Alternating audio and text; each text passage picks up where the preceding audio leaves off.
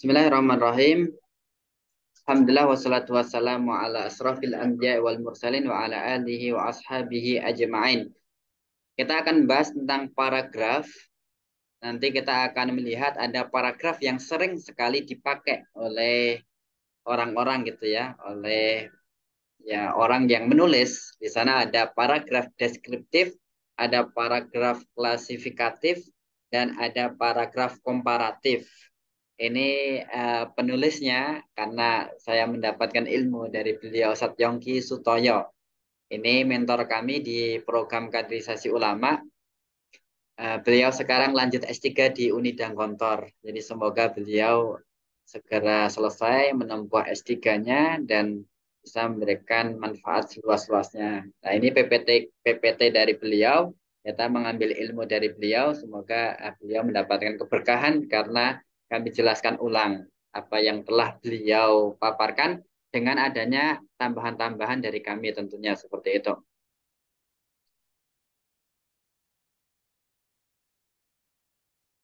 Baik, pengertian paragraf ini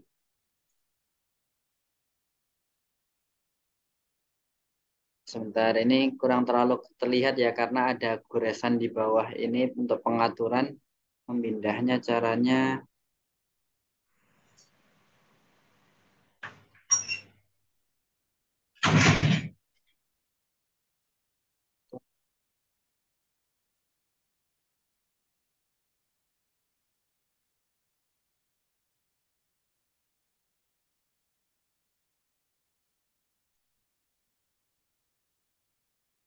Nampaknya seperti ini saja. Sebentar. Ini sudah terlihat ya. Nah, tadi pengaturannya ini ada di bawah, jadinya khawatir tulisannya kurang begitu terlihat, tapi ini sudah terlihat nampaknya. Pengertian paragraf, kita akan melihat dulu apa itu paragraf. Paragraf adalah serangkaian kalimat yang membentuk suatu ide gagasan. Jadi paragraf itu serangkaian kalimat yang membentuk ide gagasan. Sebaliknya, artinya apa? Ketika kita menulis, berarti kita harus menentukan ide gagasan terlebih dahulu. Karena nanti paragraf yang kita tulis itu di dalamnya pasti mengandung ide gagasan. Jadi itu pasti itu. Paragraf yang baik itu mengandung ide gagasan gitu di dalamnya. Dan tidak lebih dari satu gitu. Artinya ide gagasannya itu cukup satu tetapi nanti teruraikan dengan baik gitu. Nah, paragraf adalah serangkaian kalimat yang membentuk suatu ide gagasan. Kemudian, ide gagasan suatu paragraf seringkali dinyatakan secara umum dalam satu kalimat yang disebut sebagai topik senten atau kalimat pokok. Jadi dalam paragraf itu yang mengandung satu gagasan ide itu nantinya ada topik sentennya. Topik senten itu atau disebut sebagai kalimat pokok ya. Kalimat pokoknya nanti ada kriterianya. Topik senten itu ada dua, yaitu kata yang sifatnya umum dan diikat gitu. Karena untuk tidak meluas itu nanti perlu diikat gitu. Itu topik senten. Nah, ini nanti tulisan yang bagus itu seringkali atau yang paling mudah topik senten ada di atas gitu, di paling atas gitu. Yang nanti akan dari situ kita akan melihat kalimat berikutnya masih dalam satu paragraf adalah kalimat yang berisi penjelasan, pembuktian atau atau contoh yang mendukung topik senten tersebut disebut sebagai supporting sentence gitu atau pendukung pokok gitu ya. Pendukung pokok ini agak tertutup dikit. Kita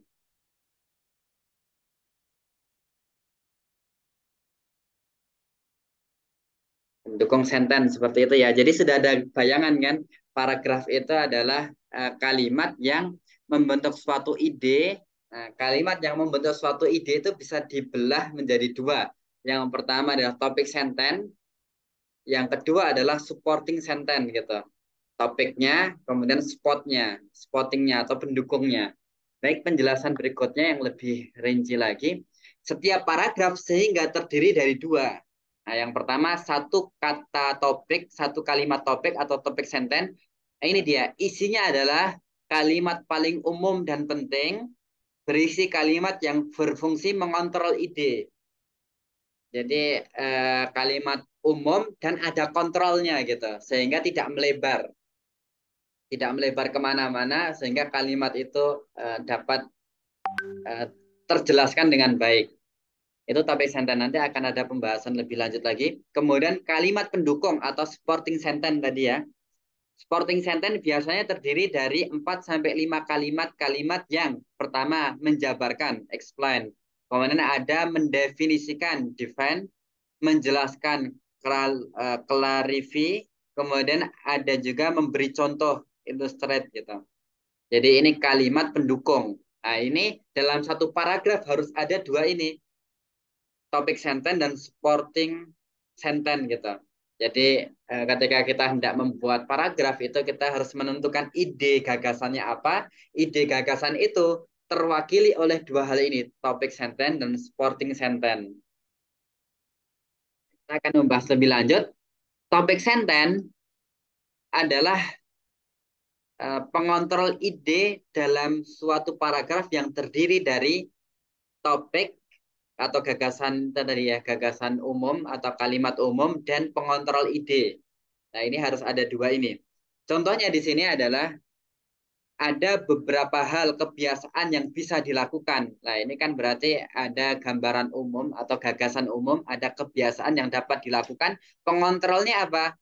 Demi menunjang sebuah tulisan yang baik. Jadi kebiasaan yang menunjang sebuah tulisan baik itu.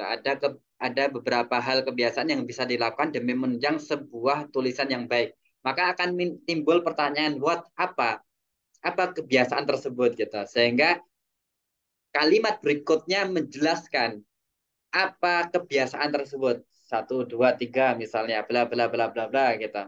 Tapi topik sentence-nya jelas di awal, yaitu ada beberapa hal kebiasaan yang bisa dilakukan demi menunjang sebuah tulisan yang baik.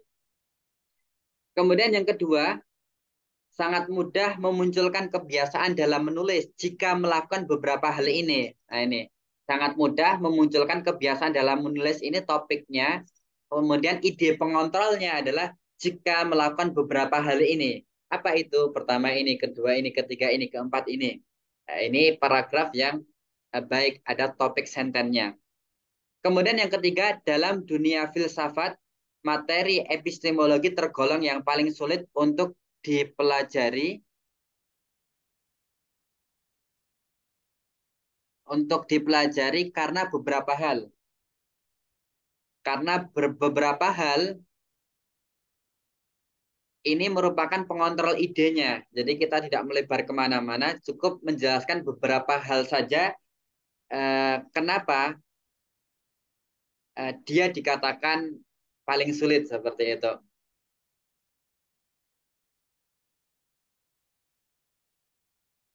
Kemudian berikutnya ini ada topik sentence yang keliru. Topik sentence yang keliru ini seakan-akan kesimpulan ya. Jadi bukan awal awal paragraf tapi kesimpulan di akhir gitu. Unida terkenal dengan keindahan kampus secara arsitektur dan sistem asramanya yang seperti pondok pesantren. Ini kan sebenarnya seperti kesimpulan gitu yang bisa kita buat sebenarnya. Unida sangat terkenal atau Unida adalah kampus yang terkenal karena dua hal misalnya. Nah, itu yang pertama adalah karena keindahan kampus secara arsitektur seperti ini.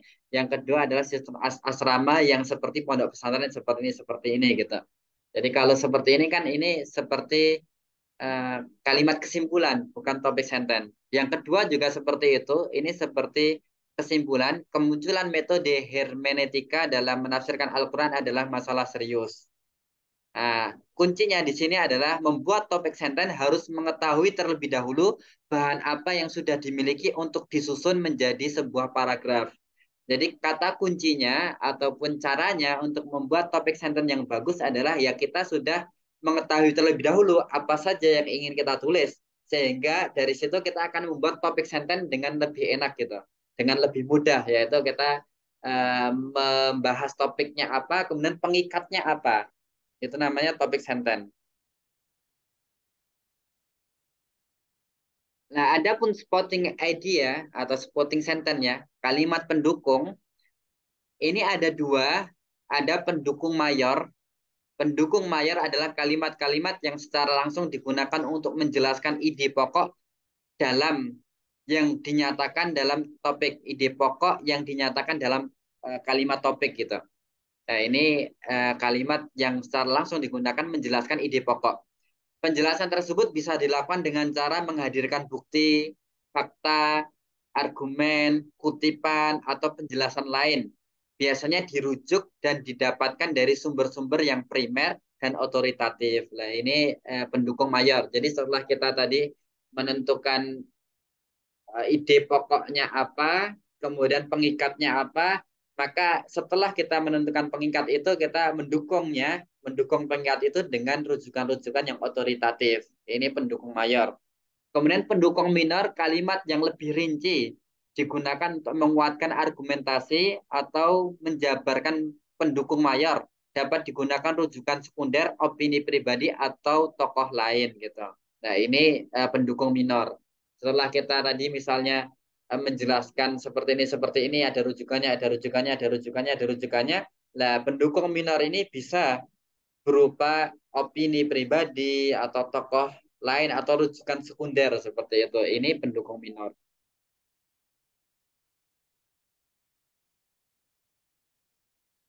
Nah, ini kita akan semakin jelas ketika melihat ya. Ini di sini ada beragam paragraf. Kalau tadi kita berbicara ada apa di paragraf itu, yaitu ada ide, gagasan yang akan kita jelaskan yang terwakili oleh dua hal. Yang pertama adalah topik sentence sebagai kalimat utama, kalimat umum yang diikat, kemudian supporting sentence yaitu sebagai pendukung dari ikatan tadi akan didukung dengan penguat-penguat baik mayor ataupun minor. Kemudian paragraf sendiri terbagi menjadi tiga. Ini yang sering dipakai adalah paragraf deskriptif, paragraf klasifikatif, dan paragraf komparatif. Nah, kita akan menjelaskan satu demi satunya. Pertama adalah paragraf deskriptif.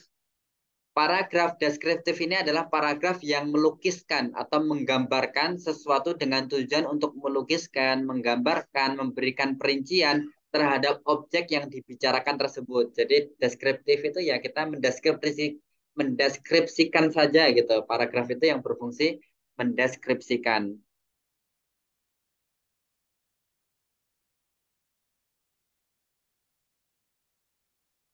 Ciri paragraf tersebut pertama, menggambarkan atau melukiskan objek tertentu gitu. Misalnya kita menggambarkan orang, menggambarkan tempat, menggambarkan keindahan alam, dan lain sebagainya. Ini fungsi dari atau ciri ya, ciri paragraf deskriptif. Kemudian yang kedua cirinya adalah bertujuan agar pembaca seolah-olah mempersepsi sendiri objek dan memahami maksud dari gambaran itu. Jadi kalau kita mendeskripsikan pohon itu seperti ini ya, ini berarti paragrafnya deskriptif. Kita mendeskripsikan laptop, mendeskripsikan HP, kemudian kita mendeskripsikan keindahan alam, ini paragraf deskriptif semuanya gitu. Karena memiliki tujuan untuk mempersepsi sendiri objek dan memahami maksud dari penggambaran itu.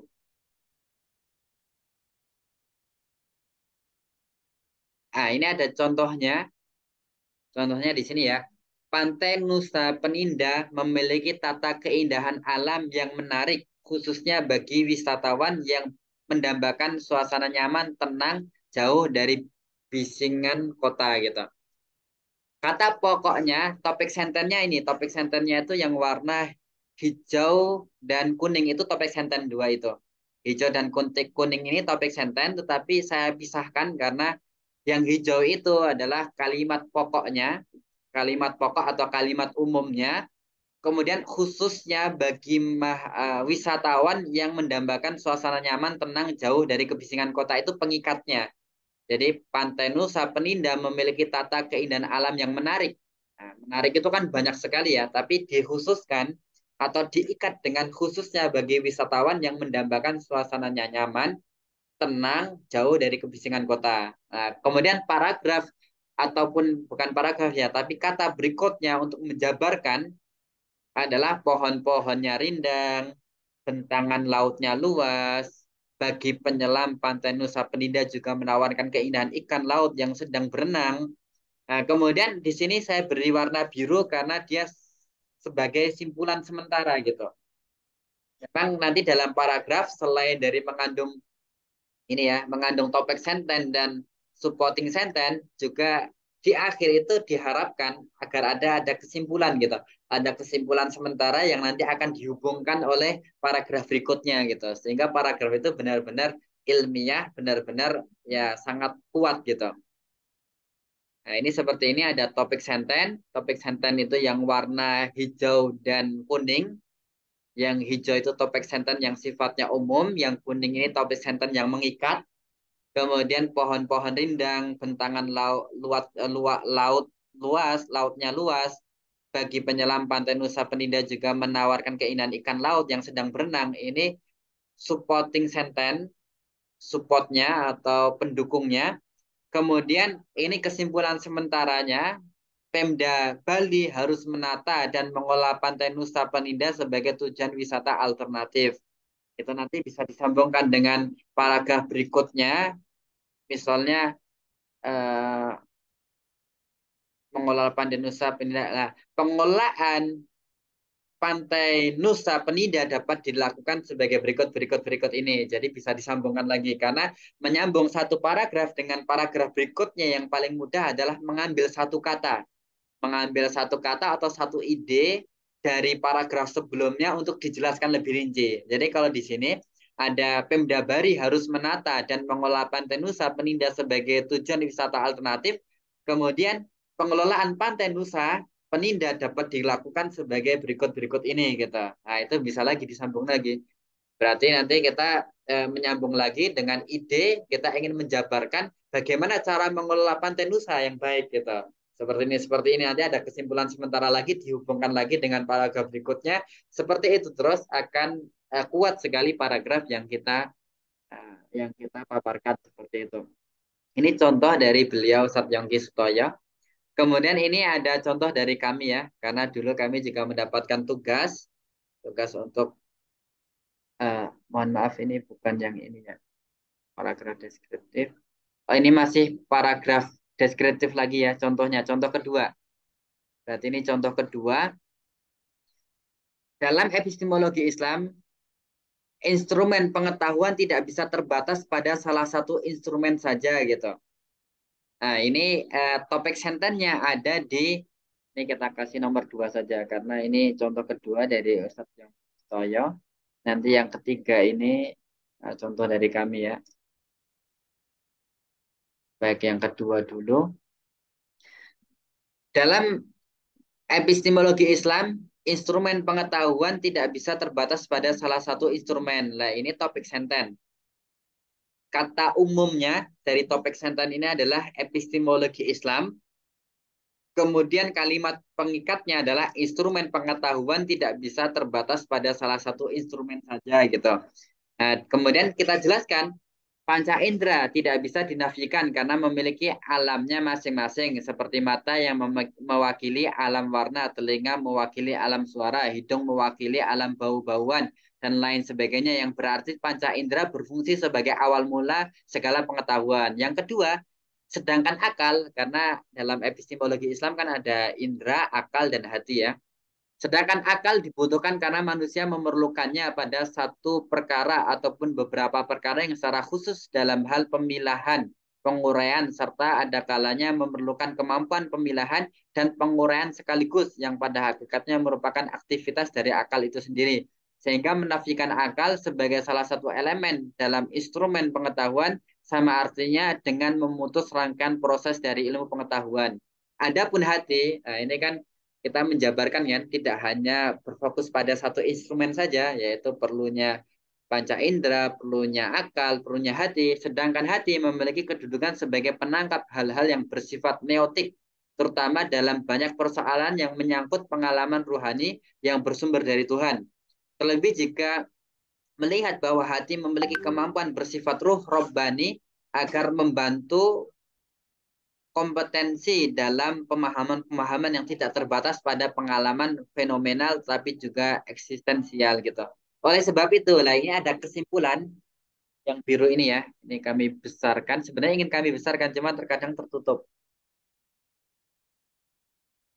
Nah, ini oleh sebab itu tiga instrumen ini tidak bisa dipisahkan antara satu dengan lainnya, namun justru bersifat saling melengkapi karena hadir sebagai penangkap alamnya masing-masing. Nah, ini ada kesimpulannya. Jadi setelah yang kami beri warna hijau dan kuning ini topik sentennya, yang terdiri dari kata umum atau pokok dan ikatannya. Nah, dari ikatannya ini kemudian dijabarkan oleh supporting sentence. Supportnya atau pendukungnya ada tiga, panca indera, akal, dan hati. Kemudian setelah itu ada kesimpulan sementara. Ada kesimpulan yang ini nanti bisa dihubungkan dengan paragraf berikutnya. Nah, ini contoh kedua, contoh ketiga ini yang kami buat ya. Contoh paragraf deskriptif yang kedua adalah dekonstruksi syariah adalah gabungan dari kata dekonstruksi dan syariah gitu. Jadi kita hanya menjabarkan, menjelaskan tentang dekonstruksi syariah. Arti kata dekonstruksi sendiri, nah ini merupakan arti kata dekonstruksi ini supporting sentence-nya yang kita beri warna hijau dan kuning ini eh, topik sentence yang terdiri dari kata pokok yaitu dekonstruksi syariah, kemudian diikat dengan adalah gabungan dari kata dekonstruksi dan syariah. Sehingga berikutnya kata berikutnya adalah menjelaskan apa itu dekonstruksi dan apa itu syariah. Nah, sehingga kita artikan di sini arti kata dekonstruksi sendiri sebagaimana terdapat dalam kamus KBBI, Kamus Besar Bahasa Indonesia adalah penataan ulang. Adapun kata syariat menurut bahasa adalah pecahan kata syara'a yang artinya adalah sumber air, penetapan jalan masuk dan tunduk. Sedangkan syariat menurut istilah adalah apa-apa yang disyariatkan Allah Ta'ala kepada hambanya dari berbagai hukum agama agar berbagai hukum agar mereka mendapatkan petunjuk dengannya. Atau dalam ungkapan lainnya yaitu hukum-hukum yang terkandung dalam Al-Quran dan As-Sunnah. Kemudian kami beri warna biru ini sebagai kesimpulannya. Jadi paragraf itu diharapkan di akhir itu ada kesimpulannya. Kesimpulan yang nanti bisa dihubungkan dengan paragraf berikutnya. Dari pengertian di atas dapat disimpulkan bahwa yang dimaksud dengan pengertian dekonstruksi syariat adalah penataan ulang dari syariat-syariat atau hukum-hukum yang telah Allah tetapkan dalam Al-Quran maupun Sunnah gitu. Nah ini contoh kalimat deskriptif. Kemudian berikutnya di sini ada paragraf klasifikatif. Paragraf klasifikatif adalah suatu paragraf yang mana topik utama dikembangkan dengan mengelompokkan ke beberapa kelompok berdasarkan sifat atau ciri-ciri tertentu. Nah, ini paragraf klasifikatif, kita mengklasifikasikan, membagi, menggolongkan gitu. Ini paragrafnya klasifikatif. Ciri-cirinya sering digunakan kata digolongkan atau diklasifikasi atau dibagi beberapa dan lain-lain. Yang kedua ada sesuatu yang digolongkan atau dikelompokkan. Kelompokkan ini, dikelompokkan ini. Misalnya kita dapat melihat keindahan apa ya? Pondok ini dinilai dari dua hal. Pertama ditinjau dari ini, kedua ditinjau dari ini. Ini klasifikatif. Nah, ini contohnya. Nah, contoh paragraf klasifikatif. Ini yang kami beri warna hijau dan kuning. Seperti biasa, ini adalah topik sentence yang terdiri dari kata umum dan ikatannya. Jadi topik sentence itu tadi adalah ide, umum, dan ikatannya. Sehingga penjabaran supporting sentence-nya itu cukup menjabarkan ikatan tersebut gitu. Contohnya di sini secara garis besar, Al-Ghazali dalam Munqidh fi Dhalal membagi peta pemikiran pada masanya ke dalam 4 golongan. Nah, ini Imam Al-Ghazali yang garis ataupun yang berwarna hijau ini adalah eh, kata umumnya, yaitu secara garis besar Imam Al-Ghazali dalam Munqidh gitu. Kemudian pengikatnya adalah membagi peta pemikiran pada masanya ke dalam 4 golongan. Nah, ke dalam 4 golongan ini adalah contoh paragraf klasifikatif. Yang pertama, kelompok para teolog yang cenderung menggunakan argumentasi teolog untuk mencari kelemahan, argumen lawan ya. Kemudian yang kedua, filsafat dan para filosof. Yang ketiga, sekte Syiah Batiniyah. Yang keempat, tasawuf gitu. Kemudian beliau di sini di akhirnya memberikan semacam kesimpulan sementara. Jalan inilah yang kemudian menyembuhkan Al-Ghazali dari kebimbangannya dan menyadarkan Al-Ghazali dalam kesesatan. Jadi beliau mengambil jalan tasawuf gitu, Imam Al-Ghazali. Nah, ini salah satu contoh dari paragraf klasifikatif. Nah, ciri-cirinya tadi, ini kan berarti kita ide ataupun gagasan utamanya kan ingin membagi ini ya golongan ya 4 golongan gitu, membagi peta pemikiran ke dalam 4 golongan gitu. Kemudian topik sentennya secara garis besar Al-Ghazali dalam Munkit membagi peta pemikiran pada masanya ke dalam 4 golongan. Nah, topik senten seperti ini menunjukkan dia adalah paragraf klasifikatif, kemudian supporting sentennya adalah pertama, kedua, ketiga, keempat. Baru kemudian ada kesimpulan sementara yang itu nanti bisa dihubungkan dengan paragraf berikutnya. Kemudian contoh lain yang kami buat, menurut jumhur ulama dalil syar'i terbagi menjadi 2. Yang pertama dalil syar'i yang disepakati kehujahannya. Itu ada Al-Quran, Sunnah, Ijma, Qiyas. Yang kedua dalil syar'i yang diperselisihkan kehujahannya. Di antaranya yang paling terkenal adalah ada 7, yaitu istihsan, maslahah mursalah, atau istislah, kemudian istishab, uraf, madhab sahabi, syar'un man qablana, dan syadud dari'ah. Nah, kemudian kita kasih kesimpulan dalil-dalil yang disepakati kehujahannya oleh para ulama hukumnya wajib untuk diikuti. Sedangkan dalil-dalil yang diperselisihkan oleh para ulama hukumnya wajib bagi yang menganggapnya sebagai hujah dan tidak wajib bagi yang tidak menganggapnya sebagai hujah. Nah, ini contoh kalimat klasifikatif. Tetap ada ide yang ingin kita jelaskan, kemudian ide itu ada topik sentennya. Topik sentennya itu ada kalimat pengikat, mohon maaf, topik sentennya itu kemudian ada supporting sentence. Setelah itu ada kesimpulan sementara yang itu nanti bisa dihubungkan dengan paragraf berikutnya. Ini contoh paragraf klasifikatif. Kemudian yang terakhir, paragraf komparatif.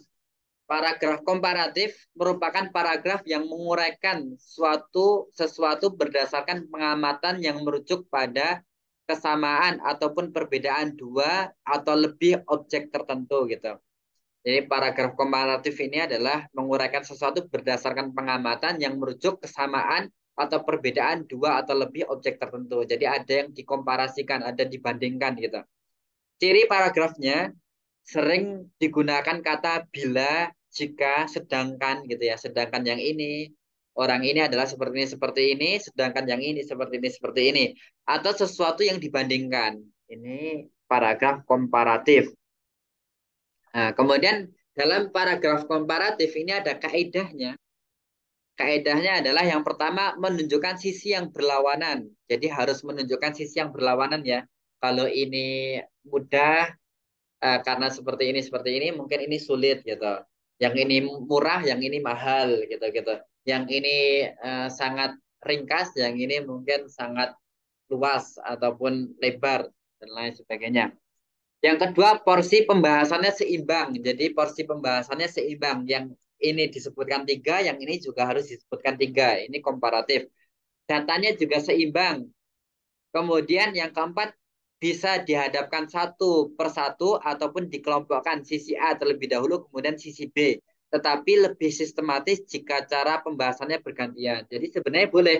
Misalnya kelebihan ini adalah ini. Sedangkan kelebihan ini. Itu boleh. Tetapi lebih sistematis jika dibandingkan. Misalnya kelebihan ini adalah ini, sedangkan yang ini. Kelebihannya ini, sedangkan yang ini. Kelebihannya ini, sedangkan yang ini. Itu lebih sistematis ketika pembahasannya atau secara bergantian. Contohnya adalah di sini, jika diteliti lebih jauh, menulis opini jauh lebih mudah daripada menulis karya ilmiah. Nah, ini ada topik sentennya. Topik sentennya di sini. Topik senten ini tadi terbagi menjadi 2.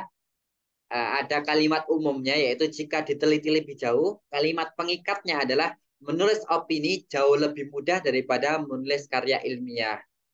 Jadi kita cukup menjelaskan bahwa menulis opini itu lebih mudah daripada menulis karya ilmiah.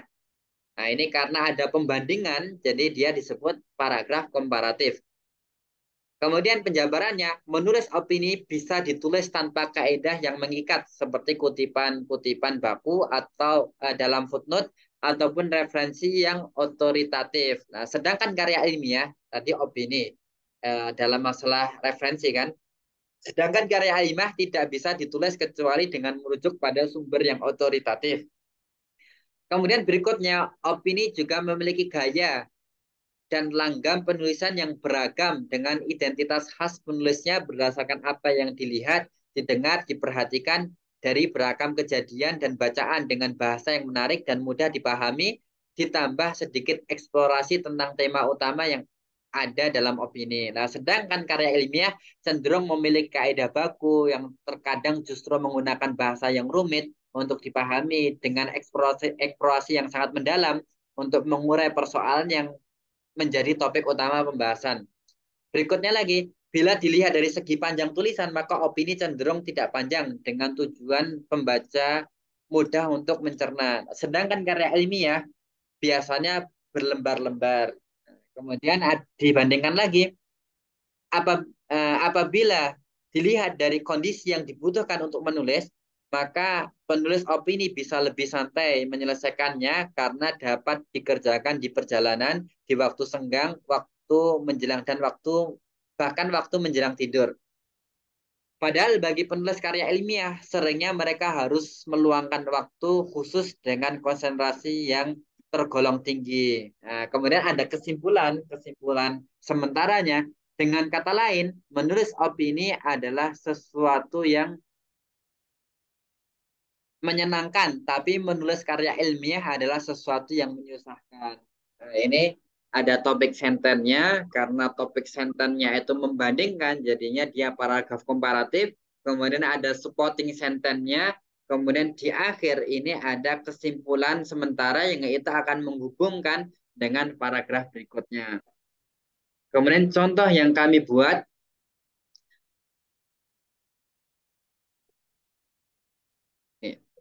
sistem tradisional yang pada hari ini tergambarkan oleh sistem mulazamah memiliki kelebihan dan kekurangan dibandingkan sistem pendidikan modern yang tergambarkan oleh sistem sekolah. Jadi paragraf ini, topik senten ini menceritakan ikatannya itu mulazamah ini memiliki kelebihan dan kekurangan dibandingkan sistem sekolah gitu. Kemudian kami jelaskan sistem mulazamah memiliki kelebihan dibanding sistem sekolah dalam membentuk peserta didik menjadi ahli pada ilmu yang dipelajarinya karena peserta didik hanya mempelajari ilmu yang dibutuhkannya sampai bisa tanpa ada batasan waktu tertentu gitu. Sedangkan sistem sekolah memiliki kelebihan dibanding sistem mulazamah dalam melahirkan peserta didik yang memiliki kecerdasan general serta melahirkan banyak lulusan dengan standar keilmuan yang sama. Karena peserta didik dituntut untuk mempelajari banyak perkara dalam manajemen waktu tertentu. Nah, adapun kekurangan sistem mulazamah dibanding dengan sistem sekolah yaitu tidak ada manajemen yang teratur sehingga sulit untuk dievaluasi. Sedangkan kekurangan sistem sekolah dibanding sistem mulazamah yaitu peserta didik dituntut untuk mempelajari ilmu yang tidak dibutuhkannya. Nah, kemudian kesimpulannya, dari pemaparan di atas dapat disimpulkan bahwa sebenarnya kedua metode tersebut memiliki kekurangan dan kelebihan yang saling melengkapi sehingga dapat digabungkan agar menjadi metode yang lebih baik lagi, yaitu mengambil kedalaman ilmu dari sistem mulazamah dan mengambil manajemen waktu dari sistem sekolah. Nah, ini salah satu contoh paragraf komparatif. Ciri-cirinya sama. Paragraf yang baik itu ada topik sentennya. Setelah topik sentennya ada supporting sentennya. Dan diusahakan ada kesimpulan sementara yang itu bisa dihubungkan nantinya dengan paragraf-paragraf berikutnya. Nah, nanti tugasnya setelah ini akan ada sesi tanya jawab. Namun nanti kami berharap akan membuat paragraf baik deskriptif, klasifikatif, dan komparatif masing-masing satu paragraf. Lah nanti bisa dikirimkan ke kami. Nah, ini kami tulis dulu aja. Sini masing-masing bisa dikirimkan ke kami. Eh, Bisa di ini ya, di email kami, Zaidin.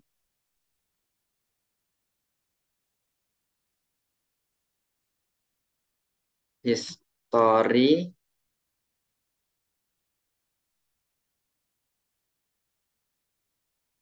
Ini kalau tidak salah ini ya, Amir Saidin history@gmail.com. Atau nomor WA juga bisa, boleh dikirimkan ke situ.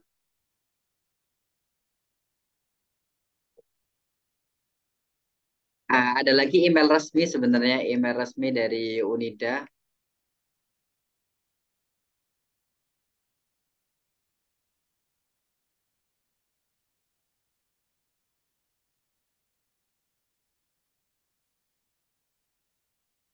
Ya, seperti ini ya. Nanti bisa dikirimkan ke sini.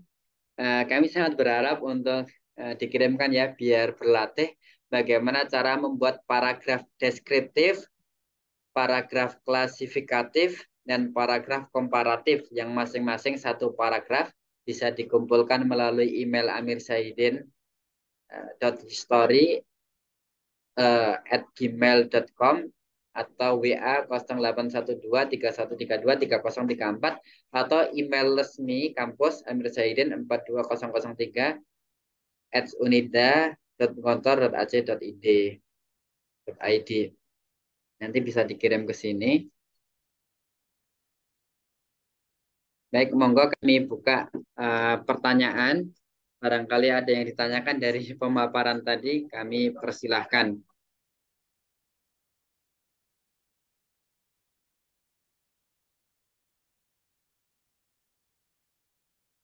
Dari Ustazah Rosiana yang tadi sudah masuk pertama ya, pertama masuk. Mungkin ada yang ditanyakan Ustazah.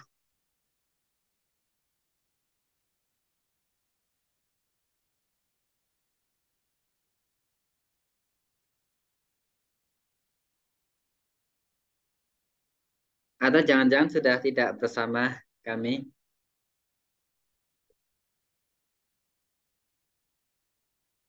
Atau ini Ustadz atau Ustadzah Nur. Ini ada yang masuk juga di sini. Boleh untuk bertanya, barangkali hendak bertanya. Atau atau Ustadz Heru. Ustadz Heru juga boleh bertanya jika ingin bertanya. Ini kita membahas paragraf deskriptif, kemudian ada klasifikatif, dan ada komparatif.